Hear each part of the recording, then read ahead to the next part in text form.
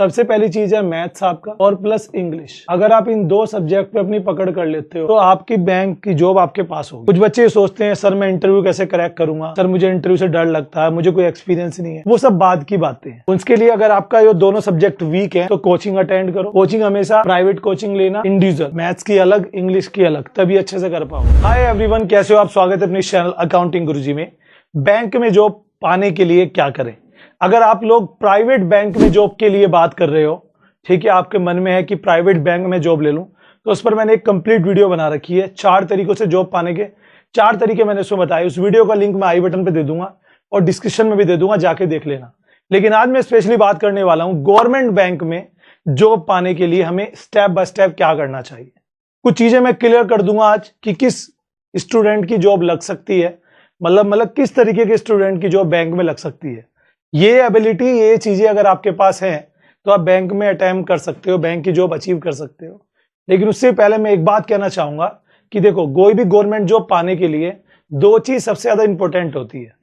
आप कितने इंटेलिजेंट हो, आपका मैथ्स कैसा है, इंग्लिश कैसी है, ये मैटर नहीं करता कभी भी, है ना। आपकी राइटिंग कैसी है, आप के 12th में कितने थे, 10th में कितने थे, ये भी मैटर नहीं करता। मैटर केवल 2 चीजें करती हैं। नंबर 1 आपका लक, किस्मत, जो आप हमेशा से देखते होंगे। आप कई बार कहोगे और हो सकता है कुछ लोग कमेंट में कहेंगे कि हाँ सर, हमारे नॉन में एक पर्सन है, उसका हमें लग ही नहीं रहा था, वो पढ़ाई में भी अच्छा नहीं था, पहले अटेम्प्ट में उसकी जॉब लग गई। ऐसे बहुत लोग मैंने भी देखे, आपने भी देखे होंगे, ठीक है। या फिर नंबर 1 किस्मत और नंबर 2 हार्ड वर्क, मेहनत। वो मेहनत जो है आपकी किस्मत भी बदल सकती है, ये बात आपने भी सुनी होगी। तो आइए बात करते हैं बैंक में जॉब पाने के लिए हमें स्टेप बाय स्टेप क्या करना है। अगर आपने अभी 12th के एग्जाम दिए हैं या ग्रेजुएशन के एग्जाम दिए हैं, कर रहे हो, या अभी 10th 11th किसी भी क्लास में हो, कुछ चीजें मैं क्लियर कर देना चाहता हूं। सबसे पहले तो बैंक में जॉब कोई भी पा सकता है।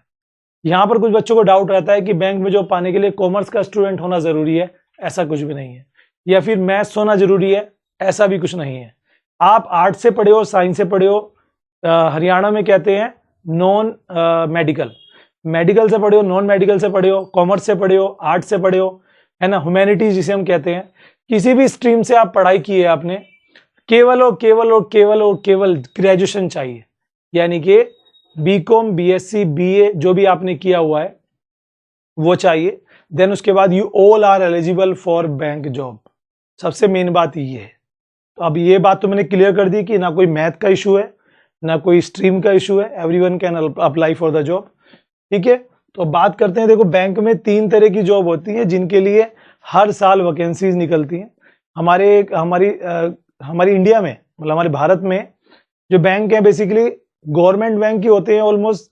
उन बैंकों में आप लोग कहेंगे तो उन्हें नेशनलाइज बैंक कहते हैं। पहले कभी प्राइवेट हुआ करते थे। उनको जो था गवर्नमेंट ने 1969 में और 1980 में इनको सरकारी कर दिया था, नेशनलाइज, राष्ट्रीयता दे दी थी। कुछ प्राइवेट बैंक्स भी एचडीएफसी, एक्सिस और कोटक और आपका बंधन बैंक लाइक, वहां पे डायरेक्ट वही रिक्रूट करते हैं, उसका गवर्नमेंट से कोई मतलब नहीं है। मैं बात कर रहा हूं PNB, bank of Baroda, union bank और आपका ये जो इलाहाबाद बैंक है, इंडियन बैंक है, एसबीआई हो गया आपका, है ना। ये सब बैंकों की मैं बात कर रहा हूं। सबसे पहली पोस्ट होती है बैंक क्लर्क की, सेकंड होती है पीओ, थर्ड होती है एसओ। क्लर्क मतलब वो जो आपका क्लरिकल वर्क होता है। इन तीनों की एलिजिबिलिटी अलग अलग है। क्लर्क और पीओ की एलिजिबिलिटी है ग्रेजुएशन, यानी कि आपको ग्रेजुएशन करनी है, ठीक है, और पीओ की भी ग्रेजुएशन ही है। अब आप कहोगे सर इन दोनों में क्या डिफरेंस है क्लर्क और पीओ में? देखो, पीओ जो है वो क्लर्क का सीनियर होता है, काम नाम होता है प्रोबेशनरी ऑफिसर। जो आपका लोन वगैरह है या चेक वगैरह इशू करना है, उसका काम करते हैं, ठीक है। क्लर्क में कैशियर आ जाते हैं, जो कैश वगैरह का लेन देन करते हैं। ये जो क्रॉस टैली करते हैं, मान लो कोई चेक पास होने के लिए आया तो वो 2 जनों से होकर जाएगा। पहले उसको एक क्लर्क देखेगा, फिर वो पीओ के पास भेजेगा, पीओ उसको पास करेगा, तब वो आगे जाएगा। बैंक में सबसे अच्छी बात है, कोई भी ट्रांजेक्शन एक पर्सन पास नहीं करता, क्योंकि वो फ्रॉड कर सकता है, इसलिए 2 लोगों तक ही ट्रांजेक्शन जाती है, ठीक है ना, ये चीज समझ लीजिए। तीसरा आता है बैंक एसओ, इसकी फुल फॉर्म है स्पेशलाइजेशन ऑफिसर। इसमें कौन कौन लोग आते हैं? जिन्होंने सीए किया हुआ है, जिन्होंने एलएलबी की हुई है ना, जिन्होंने आपका एमबीए वाले भी आ सकते हैं इसमें, ठीक है। तो अलग अलग अगर आपके पास स्पेशलाइजेशन है, इसके लिए एलिजिबिलिटी है ग्रेजुएशन प्लस जिसकी पोस्ट निकली है वो वाला कोर्स आपने किया हो, लाइक बीकॉम प्लस एमबीए आपने किया है, बीबीए एमबीए, आप एलिजिबल हो। तो हर एक पोस्ट के लिए लोअर की वैकेंसी है, एलएलबी आपने किया है बीकॉम के बाद, एलिजिबल हो, या बीए के बाद, बीएससी के बाद, जो भी है। ठीक है, तो अब आप समझ गए। तो ये तो हुआ एलिजिबिलिटी की बात। अब मेन बात करते हैं कि हमें करना क्या चाहिए। तो देखो, मैं कोई यहाँ पे ऐसे लेक्चर नहीं देने वाला हूँ, मैं बिल्कुल प्रैक्टिकल बात करने वाला हूँ, स्टेप बाय स्टेप बताऊंगा। आप अभी किसी भी एज में हो, किसी भी क्लास में हो, कोई मैटर नहीं करता। सबसे पहली चीज मैं बात करूंगा हार्डवर्क की। अगर ये दो काम कर लिए तो आपका दिन बन जाएगा। सबसे पहली चीज है मैथ्स आपका और प्लस इंग्लिश। अगर आप इन दो सब्जेक्ट पे अपनी पकड़ कर लेते हो तो आपकी बैंक की जॉब आपके पास होगी। कुछ बच्चे सोचते हैं सर मैं इंटरव्यू कैसे क्रैक करूंगा, सर मुझे इंटरव्यू से डर लगता है, मुझे कोई एक्सपीरियंस नहीं है। वो सब बाद की बातें हैं। अभी आपको फोकस करना है अपने रिटर्न एग्जाम पे, जो कि दो एग्जाम होते हैं, प्री और मेंस। ठीक है, प्रीलिमिनरी और मेंस। पहले आपको प्री देना है, फिर आपको मेंस देना है। अगर आप दोनों की तैयारी साथ में लेके चलोगे तो ज्यादा अच्छा रहेगा। कुछ लोग खाली प्री की तैयारी करते हैं और इतनी तैयारी कर लेते हैं कि प्री तो उनका निकल जाता है, फिर मेंस में जो टाइम पीरियड होता है वो कम होता है, उसमें वो तैयारी नहीं कर पाते, फिर मेंस में रह जाते हैं। तो तैयारी हमेशा दोनों की साथ साथ करनी चाहिए। अभी के लिए आप बस ये करो, आप किसी भी क्लास में हो ना, आप इंग्लिश और मैथ्स अपना स्ट्रॉन्ग कर लो बस। तो मैं बात कर रहा हूं मैथ्स की। तो मैथ्स में एक राइटर है जिनका नाम है आर.एस. अग्रवाल। ठीक है, अरिहंत वाले भी इनकी बुक पब्लिश करते हैं, एक और कंपनी है वही पब्लिश करती है। आर.एस. अग्रवाल की जो बुक है वो ऑल एग्जाम्स लाइक पीसीएस हो, टीचिंग का हो, बैंक का हो, रेलवे का हो, एसएससी का हो, सब में काम आ जाता है। अगर आप वो बुक परचेज करके अपना मैथ्स स्ट्रॉन्ग कर लेते हैं, कोई प्राइवेट ट्यूशन ले लो या खुद से तैयारी करो, एग्जाम्पल्स होते हैं उसके अंदर, चैप्टर वाइज डाटा होता है, तो वहां से आप अपनी मैथ्स स्ट्रॉन्ग करो। ठीक है, और उसके साथ इंग्लिश के लिए आप अरिहंत की बेस्ट बुक आती है मार्केट में, या एक दृष्टि करके आती है। ठीक है, और भी बहुत सारी हैं, जैसे आपका अड्डा 247 है, उनकी भी बहुत अच्छी बुक्स आती हैं। बहुत सारी बुक्स हैं, आप मैथ्स और इंग्लिश की बुक लो। उसके लिए अगर आपका ये दोनों सब्जेक्ट वीक है तो कोचिंग अटेंड करो।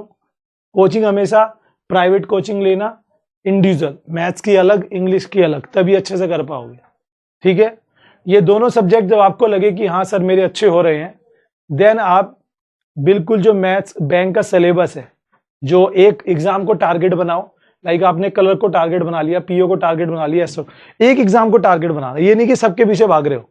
सपोज आपने पीओ को टारगेट बना लिया तो पीओ का सिलेबस नोट कर लिया, उस सिलेबस को आप नोट कर लो और उसकी बुक्स लेके आओ और पढ़ाई स्टार्ट कर दो।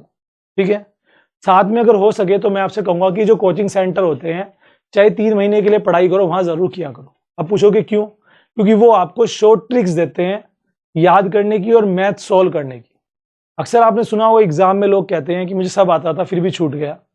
रीजन यही है, हमारे पास टाइम कम था, हम सोल्व करने में टाइम लगा दिए। जबकि जो कोचिंग वाले होते हैं, ये जो क्लासेस कोचिंग देते हैं, ये ट्रिक बताते हैं कि शॉर्टकट में कैसे सोल्व करना है, कैसे याद रखना है, जिससे आपका एग्जाम टाइम पे पूरा हो जाता है। तो 2-3 महीने की ये कोचिंग है, लेकिन अभी इसकी जरूरत नहीं है। जब एग्जाम का फॉर्म भर दो या आपको लगे कि अब मेरी ग्रेजुएशन हो चुकी है, अब मैं एग्जाम देने के नियर हूं, तब आप अटेम्प्ट कर सकते हैं। समझ गए? ये सिंपल सी बात है आपके लिए।